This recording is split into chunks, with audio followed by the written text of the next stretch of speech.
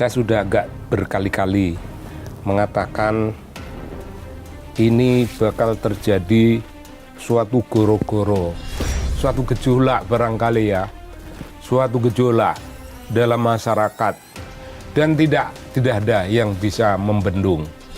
Maka yang akan terjadi pada Jokowi ya dibuka.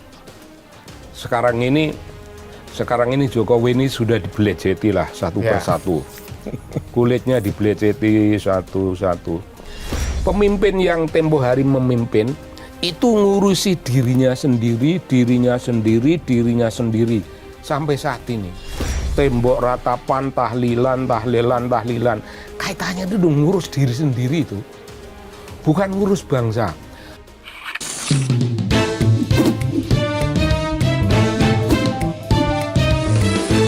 To the point aja. Halo Sobat Sindo, ada yang menjaga kata ketika kekuasaan mulai gila. Ada yang menulis kebenaran di saat semua memilih diam saja. Tapi kata tanpa tindakan hanya indah di halaman yang sama. To the point aja, kami sudah bersama seorang budayawan, Muhammad Sobari, untuk meminta lebih dari kata-kata biasa. Kang Sobari, terima kasih telah hadir di To the Point aja. Terima kasih. Kang, kalau melihat situasi Indonesia saat ini dari kacamata seorang budayawan, Akang menilainya lebih mirip 98 menjelang Orde Baru runtuh, atau justru ada sesuatu yang benar-benar baru dalam situasi saat ini? Wah, saya tidak begitu ahli politik. Tapi kira-kira ini momen bakal terjadinya suatu perubahan. Nah, saya sudah agak berkali-kali mengatakan ini bakal terjadi suatu goro-goro. Itu dalam sastra Jawa ya. Goro-goro. Itu tanda akan terjadinya perubahan aturan dan perubahan zaman. Nah, goro-goro itu kelihatannya sudah agak dekat. Kelihatannya sudah agak dekat. Nah, siapa pembawanya? Karena di masyarakat kita ada beberapa elemen kemasyarakatan yang berbicara. Barangkali sama kerasnya, sama to the point-nya,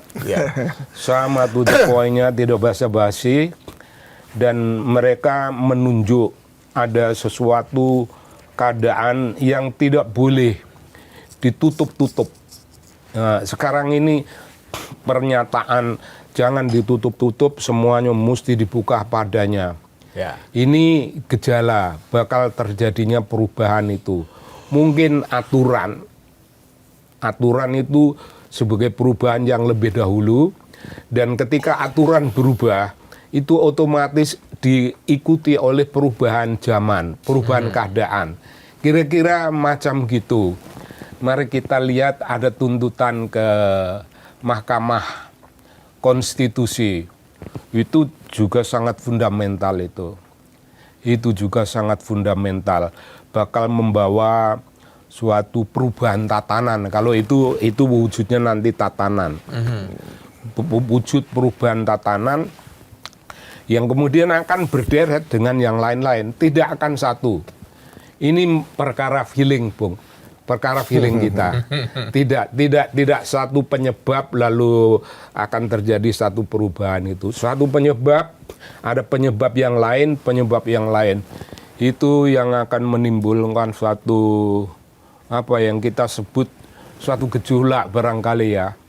Suatu gejolak dalam masyarakat. Dan tidak ada yang bisa membendung. Tidak ada yang bisa membendung. Kenapa tidak ada yang bisa membendung hal itu? Karena gejolak, ya kita bisa menyebutnya gelombang gitu. Gelombang itu keras dan dari beberapa arah. Umpamanya mari kita lihat dari purnawirawan gitu. Para jenderal itu satu kekuatan. Mereka sudah bersabar Sudah agak lama surat ke parlemen itu belum ditanggapi, dan ada surat yang kedua, dan ada tindakan lainnya. Mungkin akan ada sesuatu yang lain dari pihak bapak-bapak itu. Ya. Itu satu sisi. Sisi yang lain, kalau pengadilan berjalan agak cepat dan kita tidak bisa menyebut pengadilan sesat ya. Itu andai kata tidak bisa menyebut itu, maka yang akan terjadi pada Jokowi ya dibuka. Sekarang ini Jokowi ini sudah dibeleceti lah satu persatu. Kulitnya dibeleceti satu-satu. Itu mulainya dari tempo hari, Bung. Tempo hari ketika ketegangan dengan PDIP lah.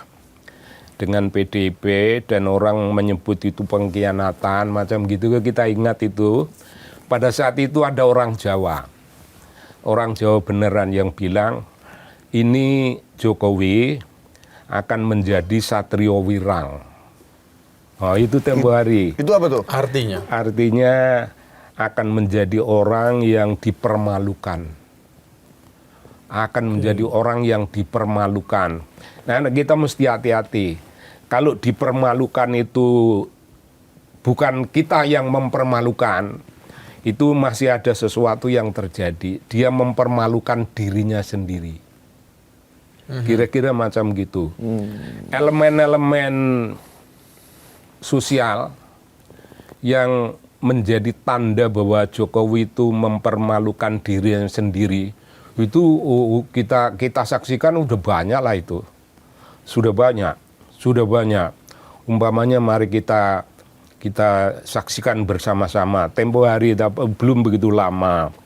Itu ada orang-orang yang menyebut KPK tempo hari bahwa undang-undang atau peraturan KPK itu diperlemah sedemikian rupa. Betul.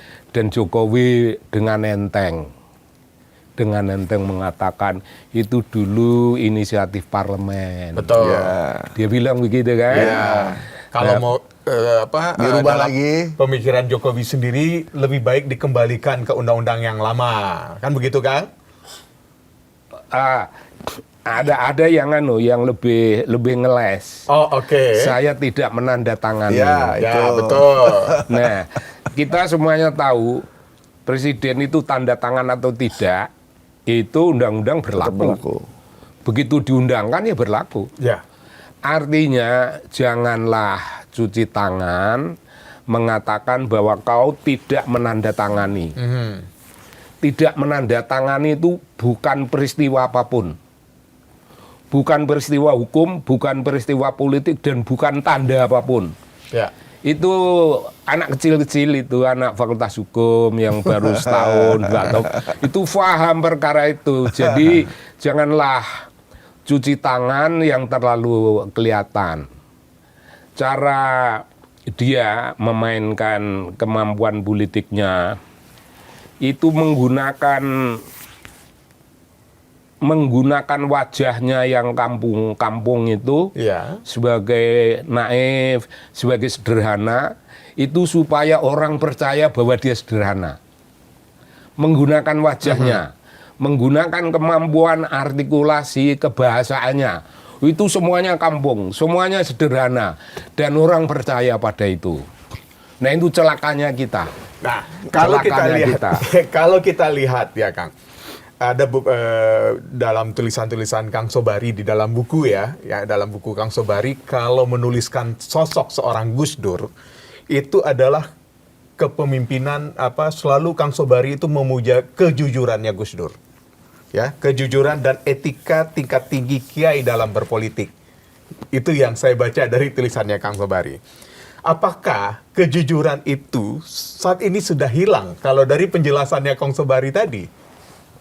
Nah, saya sedang mengembangkan suatu perenungan agak akhir-akhir ini, yaitu tradisi intelektual dan hubungannya dengan pembentukan karakter di kalangan pemimpin.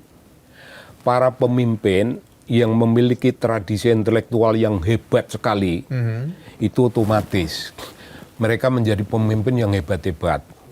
Mari kita ingat generasi 45. Ya. Bung Karno, Bung Hatta, Syahrir, Tan Melaka, dan nama. Itu kan mereka kan generasi pembaca itu, Bung. Ya, betul. Generasi pembaca, artinya mereka itu berada dalam suatu tradisi intelektual yang hebat sekali. Nah, otomatis tradisi intelektual itu membentuk karakter kepemimpinan. Ya terbuka, ya jujur. Wawasan itu wawasan kebangsaan yang dipikir. Generasi sesudah Orde Baru atau generasi habis Orde Lama masuk Orde Baru itu mengalami sesuatu yang bertentangan betul kuat tradisi intelektual. Karena di zaman Orde Baru ya tidak terlalu hebatlah tradisi intelektual kita. Dan kita melihat tempo hari itu selalu kita mengulang-ulang ada yang namanya reading habit. Kebiasaan membaca yang sangat rendah. Kita senantiasa lebih rendah dibanding dengan negara-negara tetangga. Kalau reading habit rendah, itu ya otomatis tradisi intelektual kita itu ya agak jelek. Apalagi kalau Gibran itu tidak pernah membaca gitu. Ini kan butuh poin aja. Ya, Kang. Kalau orang kayak Gibran itu nggak pernah membaca, mau dibilang tradisi intelektual macam apa yang bisa kita harapkan? Apa Kang dampaknya pemimpin yang tidak pernah membaca? Ya bodoh lah. Bodoh longa-longa dan tidak punya wawasan. Nah, Kalau dia menjadi presiden, dia hanya patut menjadi kepala pemerintahan. Tidak bisa menjadi kepala negara. Presiden kan dua, Ya. kepala negara sebagai ya, kepala negara dan sebagai kepala iya. pemerintahan. Rata-rata itu hanya mampu menjadi kepala pemerintahan. Menjadi kepala negara itu orang yang datangnya dari suatu tradisi intelektual yang tinggi tadi itu. Tadi kan menyebut Gus Dur itu. Iya. Gus Dur itu memiliki suatu tradisi intelektual yang tidak konvensional sama sekali, yang di luar aturan-aturan orang banyak, membacanya banyak sekali. Dan Gus Dur itu punya pendirian yang beda sama orang banyak. Sekolah bagi Gus Dur itu tidak harus lulus. Karena yang penting sekolah itu mengalami peristiwa berpikir. Peristiwa berpikir. Ya lulus itu kan nanti intinya dapat lembar ijazah yang tidak palsu. Ya. Dan bisa dipakai untuk ngelamar. Ya kayak gitu. Ya. Gus Dur tidak memikir hal kayak gitu. Ijazah itu untuk apa? Karena sekolah itu ada dua fungsi yang beliau selalu ceritakan. Yang pertama untuk menjadi orang pandai, tapi Gus Dur nggak terlalu mementingkan menjadi orang pandai. Yang penting itu sekolah itu menjadi orang bijaksana. Nah ini Bung, yang tidak dipikir. Sehingga etikanya menjadi tingkat tinggi dengan sendirinya dengan macam sendirinya. gitu. Beliau itu sudah berada dalam etika kekiaian. Ya. Siapa yang meragukan etika kekiaian? Kiai Hadratus Syekh itu kakek. Ya. Kemudian ayah beliau turun dari kakek kepada ayah itu punya etika kekiaian yang tidak bisa diragukan. Dan kira-kira mulai dari kakek sampai kepada ayah, barangkali sampai kepada ibu, itu mungkin mendoakan ya, di antara terah kami mohon ada yang jadi wali. Kira-kira mungkin ada yang macam gitu. Jadi wali itu bukan karena ada perkara yang mentereng karena sebutannya wali. Tidak. Menjadi wali dalam pengertian itu karena dalam tradisi keluarga kami ada orang yang disebut waliullah yang disayangi oleh Allah dan kita merasa mendapatkan suatu barokah yang besar. Ya. Ini bagian dari keterbukaan dunia intelek, dunia moral. Wah, saya kira Bung, kayak gitu tuh keren. Nah, karena kaitan dengan dunia, dengan tradisi intelektual ini, Ya. saya ini mulai merasa dalam 10 tahun terakhir ini dan khususnya barangkali yang paling terakhir ini, sebenarnya 10 tahun terakhir itu ada sesuatu yang missing dalam hidup bangsa kita. Apa itu? Missing, tidak ada kepemimpinan. Oke. Nggak ada kepemimpinan, sama sekali tidak ada. Ya ada sosok dan sosok itu kita lihat bersama-sama itu orangnya, tapi apakah dia melakukan sesuatu? Apakah kalau kepakai bahasanya anak-anak LSM yang aktivis-aktivis, apakah dia take the lead untuk kepentingan bangsa ini? Nah, taking the lead itu tidak terasa.